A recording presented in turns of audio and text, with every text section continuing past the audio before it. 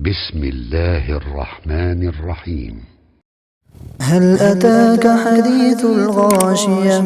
وجوه يومئذ خاشعة عاملة ناصبة تصلى نارا حامية تسقى من عين آنية ليس لهم طعام إلا من ضريع لا يسمن ولا يغني من جوع وجوه يومئذ ناعمة لسعيها راضية في جنة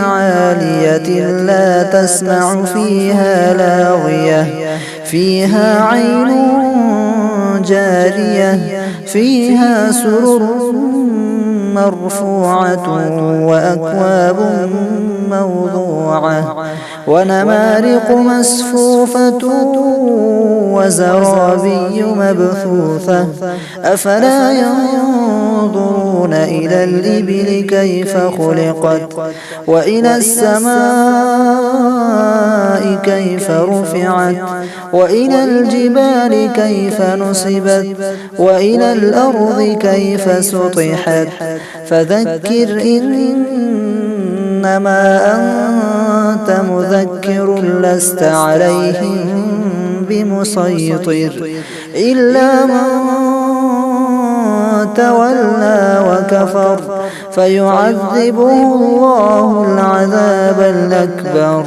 إن إلينا إيابهم ثم إن علينا حسابهم.